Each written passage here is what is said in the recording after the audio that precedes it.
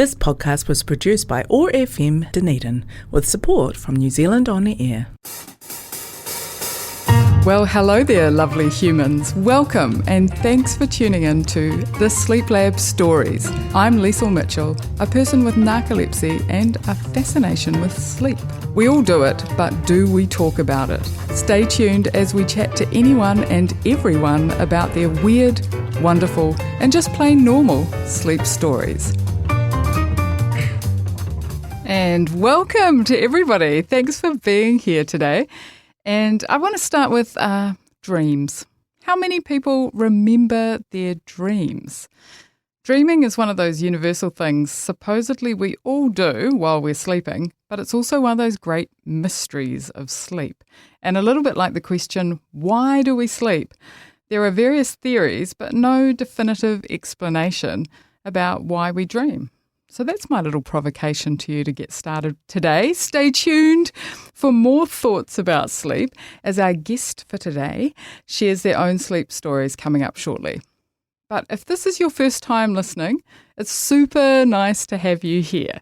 And a bit about the Sleep Lab stories. The idea is to bring sleep out of the darkness, and storytelling is one way to switch the light on sleep. My own interest in sleep started when I was a teenager and diagnosed with a sleep condition called narcolepsy. I now run the Sleep Lab, a sleep coaching and education service. So that's a little bit about me, but let's get to the good stuff, which is our guest for today. So I'd love to introduce my wonderful guest to you all.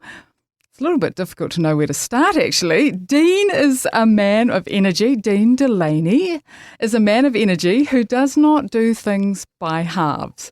Whether it's squeezing 17,053 appointments into an already busy day, dropping everything to help a friend out, volunteering his time with local for-purpose organisations, signing up for the latest gruelling marathon or ultra event, or abseiling from the roof of the stadium to raise money for charity. It's hard to believe Dean also makes time for a more than full-time job and quality time with his family.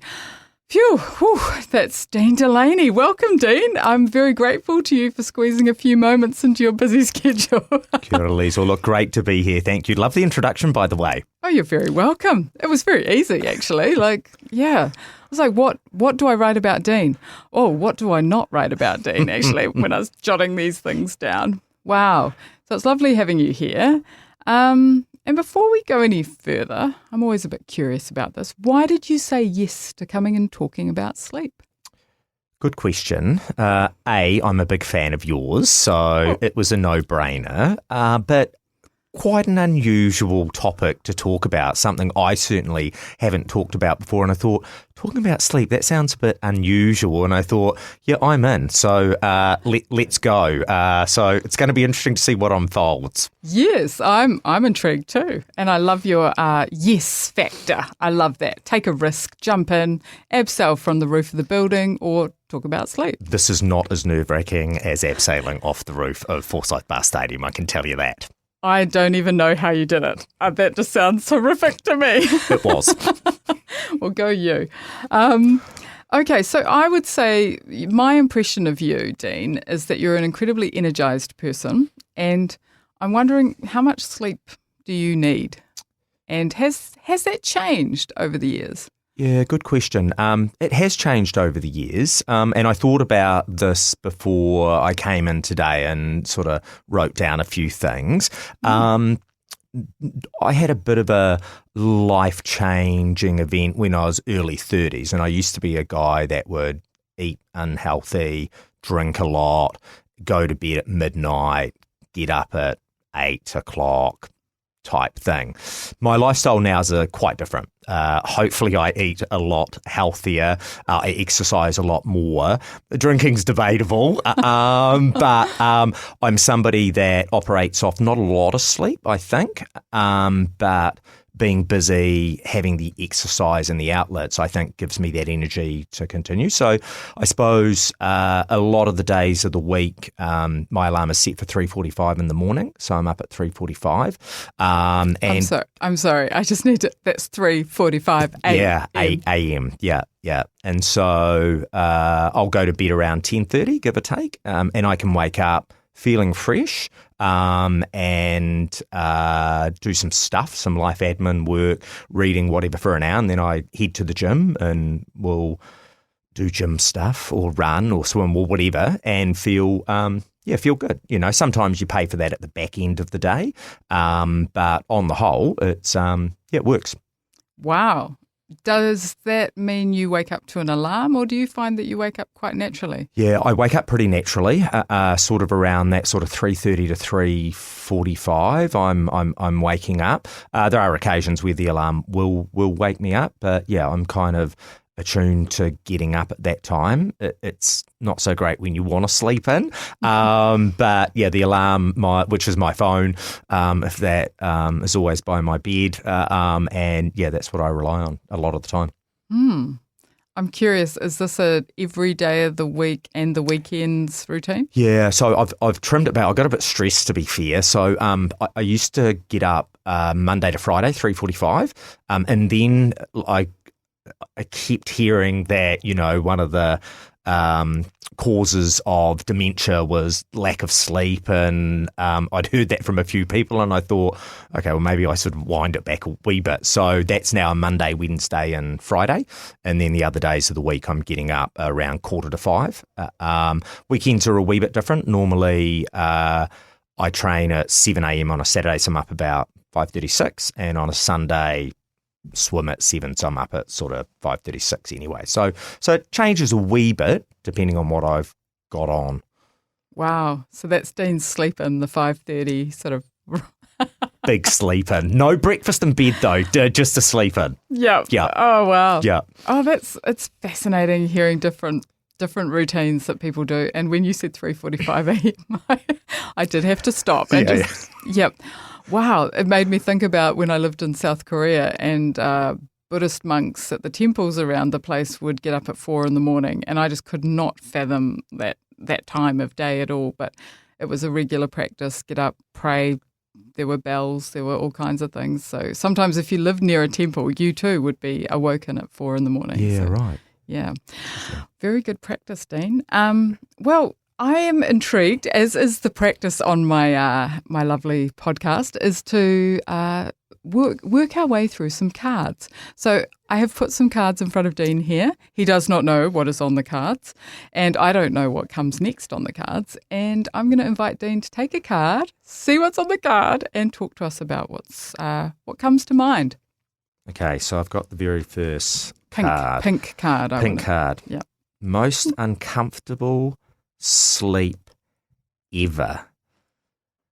Good question. I think the thing that springs to mind there would be back in the day when I didn't have a lot of financial resource and travelling overseas on a boys' trip, and 8 guys in a 1-bedroom apartment in, I think we were in Perth one year, and it was like close to 40 degrees for a wedding. No air conditioning. That is vividly what stands out for me, maybe because we had a function recently and that story was told. But yeah, definitely that. And I suppose for me, when I do go away and I'm in a hotel, I do have trouble sleeping when it's not my own bed, and I do not so much now in recruitment, but I was on the road for a long time within FMCG, fast moving consumer goods, so spend a lot of time away from home in hotel rooms sort of 2 or 3 nights of the week, and I probably did have trouble sleeping back then because it wasn't my own environment. I do,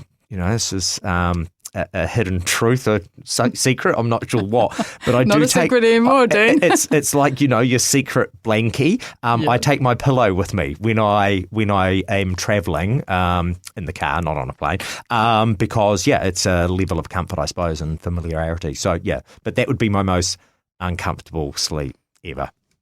Yeah, when you said 8 guys? Oh, it was at least 8. It could have been. Oh. It could have been more. To be fair, Yeah, that's not going to be sleeping, really, is it? It wasn't good. No.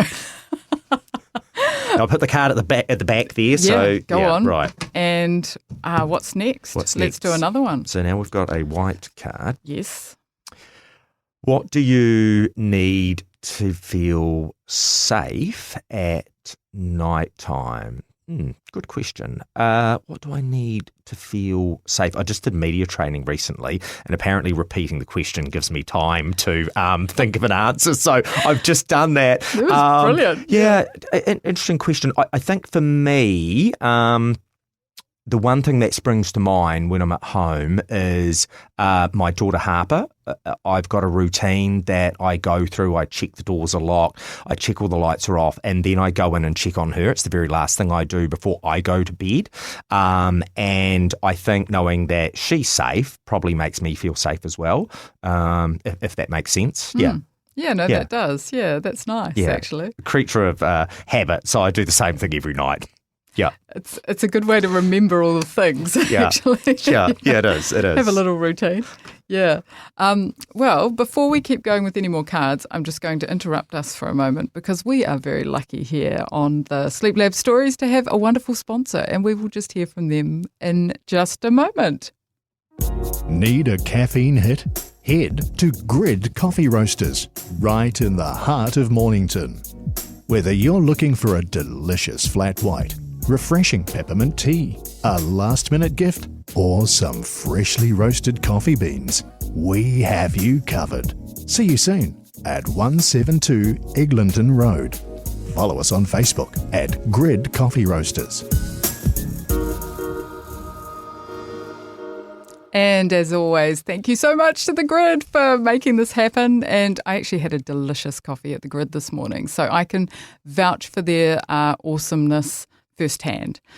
I'm a big fan of Grid. Unfortunately, at the moment, I am not drinking coffee, but believe me, I'll come back with a vengeance, so it'll be fine. Great coffee. I still just think it's astonishingly amazing, Dean, that you're not drinking coffee at all. How's that feeling? It's okay, actually. It's again, might play into the sleep thing, but I haven't actually noticed any difference. Like, I would drink what I would call quite a lot of coffee. I'd have anywhere from 5 to 7 long blacks a day, and I didn't get any headaches. I didn't notice any change in my sleep pattern, and now that's been a month, and I got asked today, "Do you feel any better?" And I genuinely don't think I feel any different for not having it. So, interesting because you hear all these stories about people get massive migraines for 3 or 4 days after they've given up. But, I didn't. Maybe I've had enough. It's topped up so much that I'll feel it next month or something like that. It'll take 2 months for it to slowly drain out of your system. Well, I think I've got 70 days to go, so let's see how we go. Okay. Yeah. Well, that's really interesting. I am watching this space to see how you, stay well put together over this time. See how we go. Go you. I'm impressed. Well, should we take a few more cards? Why not? We're back to the pink. Pink. Oh. Describe sleep to an alien who knows nothing of this sleep thing. Describe sleep to an alien who knows. I'm like, who wrote this question? Does the alien speak English, I suppose, is where I'm going. It's quite an unusual thing to describe, isn't it? I would try and explain that we just stop, we switch our brain off, and we rest with our eyes shut, and we lose consciousness, I suppose would be the simplest way of describing that. They'd probably then ask me, what does that mean? And then I'd be scrambling to actually describe it. I'd probably do some actions, and you can't see that on the radio, but the arms up to the head and to the side type thing. I'm quite a visual person.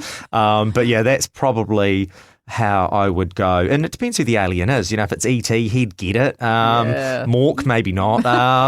Anyway. But I'm not sure if that's a pass mark. You'd have to choose your alien. You would. Oh, I think that was pretty good. I think the visuals would definitely add something too. But it's a bit like saying, describe to someone who doesn't know how to tie a shoelace, like how to tie a shoelace. And then it's like, actually, that seems like such a straightforward thing. And sleep. What how does that work? How does it work? Yeah, you got to think about it. You do. Yeah, well, you thought good. I'll take it. I was going with you on Right, that. good work. Yeah, although I do have to ask, like, unconsciousness. This is something I heard recently. Somebody described sleep as being unconscious. And I'm like, well, are you? Like, are you unconscious? Yeah, I'm not sure. It's interesting because I being into exercise, like I wear a watch that measures my sleep, and not that I'm a massive train spotter in terms of the data, in terms of the sleep. I am more on the exercise, but it has deep sleep, all these sorts of things, and I don't have a lot of deep sleep. So maybe the deep sleep is the unconscious part. I don't know, because if you're having dreams, are you unconscious? I've got no idea. I'm not sure. It's again, there's a lot of mystery in all of this. Yeah. I think it's an altered state of consciousness. I don't know if it's unconsciousness, but I would say it's a different state of consciousness from waking. Yeah, right. But if you were rendered unconscious, say from an accident, would that be a state that is similar to sleep? I'm not sure. Like don't know. Yeah, it's interesting. I have been unconscious a couple of times. Not that I didn't see any light or anything like that. You came back to us, which is Dean. probably a good thing. But yeah, I'm trying to think. Deep sleep. You've got nothing going on. Unconscious, I think, is the same. I remember waking up because I was unconscious for a few hours and absolutely no recollection at all. Just nothing at all. So yeah, interesting. Yeah. Well, I know with narcolepsy, and I fall asleep without kind of knowing I've fallen asleep, and then I'll wake up, and sometimes I just have, the sense that I call it dead sleep, because I do feel like I just kind of like switched off and then switched back on, and I have no real recollection of anything in between. Whereas other times I will fall asleep like that and I'll dream. So I can sort of, I can sort of, what's the word, kind of trace that time frame that I was in, because something was happening that I was aware of. But other times it just, feels like I just got switched off. The off button got pushed. Yeah, interesting. We've all got those buttons. I know. Yeah, we do, which is probably a good thing too. Yeah. Right, well, I want to hear more. I'm enjoying this, Dean. Thank you. Okay, well, I've got to write one now. The comfiest bed you have ever slept in, describe. Well, this is sort of almost the antithesis of our other question. So this is good. I get both ends of the scale. Yeah, it is. So I'll give two answers here. So I think for me, I love my own bed. I'm a creature of habit, and I love sleeping in my own bed. So I would say that it would probably be my own bed.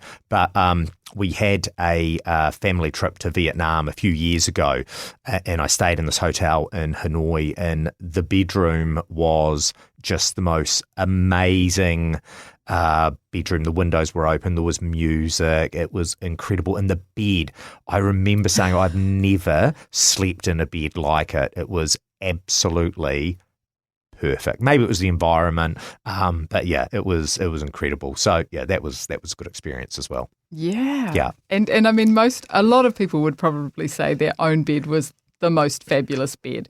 But this bed that you experienced in the beautiful Hanoi, can you say a little bit more about what was so perfect about it? Like, what did you notice? Yeah, it was big. It was big. So my wife and I in the bed, and look, there probably could have been another 12 people in there, and you wouldn't have actually noticed.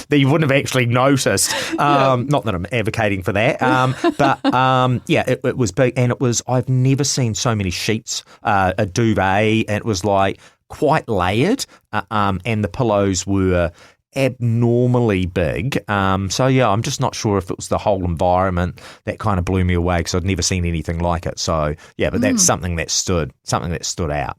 Yeah. And while you were there, did you feel incredibly rested? Oh, I felt very rested. Yeah. It was an incredible.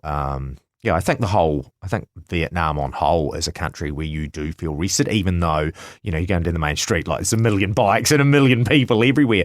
But it is a country where I think for me, I definitely felt relaxed and rested. And I think that was part of the people as well. People are incredible. So, but that would be one that springs to mind. Wow. Yeah. You basically had a sleepcation without intending to. Like you turned up at the perfect sleep destination. Without even knowing. I know. Yeah, win-win. Yeah, totally.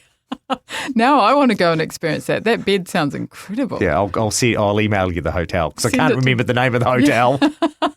It sounds amazing. I know. I love it how sometimes those. I have this one bed that I experienced once. I can't even remember where it was, but I just remember there was.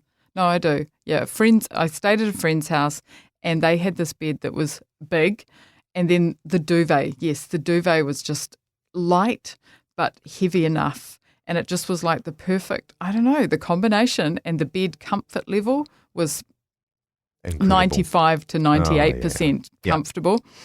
Incredible, yeah. But it's funny how those things stick in your head and then you try to replicate them. And then that's difficult. It is. Yeah. You go, did I just dream it? Yeah. Oh, wow. Okay. I think we've got time for one more. Another one? I reckon one more. It's a yellow one. Oh, well, I think we've got to do let's it. have a look. I've answered them all. I haven't You've done really. declined I know. any. No declines. Oh, But maybe we've hit the no, we might decline. have our first. Just kidding. It depends what day of the week this is. The question is, what does your bedroom look like? Paint me a word picture. Oh, Dean, here we go. Okay, well, I'd love to say that my bedroom is immaculate and that there's not a thing out of place, but that is not quite the case. It does depend on what day of the week it is. Like we're a pretty busy family unit, and we're a million miles an hour most of the week. So that kind of depends on how tidy the bedroom is. But normally I do like to have all of my clothes away, my bed made. But yeah, is there the odd towel on the bed that's fallen off onto the floor? Yes. Are my shoes back in the wardrobe? Not always. Is my gym gear miss the washing basket? Sometimes. So it just depends on what day of the week it is. But I would like to think it's semi-tidy, but not always. Right. And do you have things like a TV in your room? No, that's one thing we definitely don't have. It's interesting. We used to have that before. Oh, no. My daughter's 13 and it was well before that. We used to have a TV in the bedroom, but if there's one thing I could stress, I would never, ever have a TV in a bedroom ever again. I think it's just not the right place to have a TV. I think the bedroom for me is for, it's there to sleep. It's there for a purpose type thing. And I think you just get sidetracked. I'm the same with, I say I'm the same. I try to be the same with social media. So when I walk into the bedroom, it might be, yes, I need to set the alarm and just scan a couple of quick things, but then the phone goes down, or otherwise you're, wired at 2 a.m. in the morning going through who's baking a cake online. So it is important, but I try and remove those elements, and I definitely don't have a TV in the bedroom. Yeah, it's one of those things that I don't understand at all. Well, I do understand. I can see the beauty of lying in bed, all comfy, watching a movie, watching TV, but it, like you say, the bedroom really shouldn't be about anything other than just getting to sleep and making sure that you've removed all those things that are going to interrupt your sleep process, really. Yeah. I do have an ironing board and an iron, so and that gets used a lot because I'm the chief ironer in our household. So the ironing board does get used a lot. Okay. Yeah. So you have a workspace in the bedroom. Yeah. Okay. Yeah. But necessary by the sounds of it. Very necessary. Right. A lot of shirts to iron in our household. We always have very neatly presented shirts, Dean, Thank and you. now I know why. Yep, done by yours truly. Is that at 3:45 a.m. that a shirt gets ironed? No, or? that's not. I'm quite, again, creature of habit. I like to do them on a Sunday and have them for the week, and I know exactly what shirt I'm wearing on what day. So, yeah. Oh, that's all done. Good. I love your organisation. You sort of have to be organised, don't you, if you're working to a very busy schedule with busy life, busy family. Yeah, I like things in a particular place at a particular time. But I like things in sideways as well. So, yeah, a bit of both, bit of column A and B. Yeah. Well, I think that keeps life nice and balanced. Yeah. And you seem relatively balanced for somebody who does fit a lot in. Yes. Yeah. I'm impressed. I would like to think so. There's occasionally, I do have a bit of a reputation at staff functions on falling asleep. So I have fallen asleep at a couple of staff functions. They go a little bit later into the evening that I would like. And, sometimes, you just have to take a nap. You just got to go. Anyway. Well, nobody's judging you there, Dean. Good. I'm definitely not judging you. Not on that count. Well, hey, it's been really, as always, just lovely catching up with you. And who knew that there was so many aspects of sleep about you that I had never heard of before. It's nice to have this opportunity. But thanks for coming in and sharing. Liesl, thanks for having me. Loved every part of it. You're Thank you. great. Well, I'll have you back any old time. Great stuff. Yeah. Cool. Okay, well, that's another wonderful episode of the Sleep Lab Stories, and thank you for joining us at this time, this place, and looking forward to catching up with everybody again next time. Take care out there. Thanks for listening to the Sleep Lab Stories. Big shout out to Grid Roasters, generous sponsors of this podcast and makers of great coffee. To the awesome OAR FM, thank you for making it all happen. Like and follow the Sleep Lab Stories at oar.org.nz and at all your fave podcast platforms. You can find me and the latest sleep info at thesleeplab.nz. Take care, sleep well, and catch you next time.